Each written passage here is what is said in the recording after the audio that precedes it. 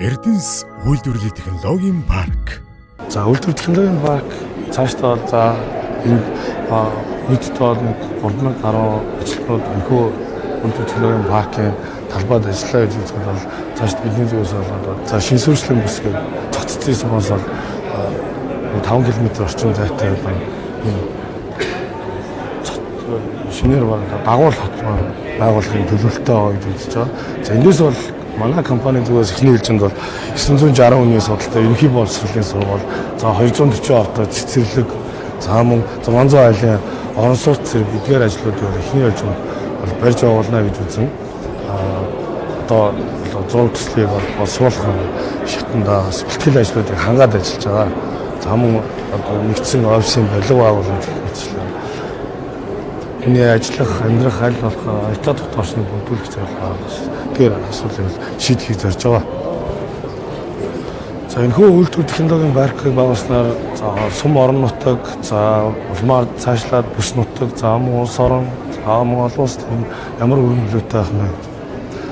Төмөр замын төслүүд бол хэрэгжснээр бол за ачаа барааны эргэлт, хурдан сайжны экспортын бүтээгдэхүүний хэмжээний нэмэгдэн, за үйлдвэрүүдийн төслөө барьснаар бол дотоодод нэмэн хүртэг шингэсэн бүтээгдэхүүний үйлдвэрлэлийг бол хөгжүүлнэ. За их мэтлэн за цахилгаан хангамжийн төслүүд хэрэгжснээр бол эрчим хүчний найдвартай их үүсвэр бий болон тухайн бүс нутаг болон улс орнд за 70 задгад хотыг бол бидний зүгээс бүс нутгийн засаг захиргаа үйлчлэгээний нэгэн зохиц төв болно гэж үзэж байгаа. За зохицын сумын хувьд бол 51 орчим хүн хамтаа дагуул хот бол байгуулах боломжтой. За үүнтэй холбоотой усан хангамжийн төслийг дагаад одоо хөдөө аж ахуй ганцаар тариалан хүмүүсийн асуудлуудыг бол хэрэгжүүлэх боломжтой бүс нутгийн хэмжээнд. За төсөл хэрэгжүүлэх төлөвлөгөө за дэвтэрийн шинж чанартай ажлууд бол бизнесээс одоо хийгээд явж байгаа. Дараагийн шатнд ажлуудаа бол хийн. За энэ ажлуудаар мэдээж юм бусад эрчим хүчний одоо үйлдвэрийн болон бусад энэ төслүүдтэй бол уялдуулж бол хийхээр ингэж зорж байгаа. Тухайлбал кокс эрчим хүчний үйлдвэрийн төслийг бол бидний зүгээс одоо нарийвчсан зураг төслийг бүтээн байгуулалтыг бол одоо 2027-28 онд эхлүүлнэ гэж төлөвлөж байгаа.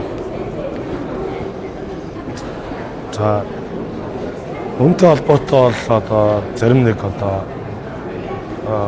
асуудлууд бол энэ бол бас байгаа. Жишээлбэл газар усны асуудал, боловсон хүчний асуудал, тусгай зөвшөөрлийн асуудал, хөрөнгө оруулалт хэмжээний томоохон асуудлууд бол байгаа. Гэхдээ бидний зүгээс одоо энийг бол шатараалтаа буюу одоо ямар байгууллагатай ажиллах юм бэ гэдэг. За яам тавын газруудаар ажиллах юм. Эрдэнэс Монгол Эрдэнэс үүдтэй компаниудтай ажиллана. За мөн усан хангамжийн төслүүдийг бол эрчимжүүлэх талаар бас ажиллаж байгаа. За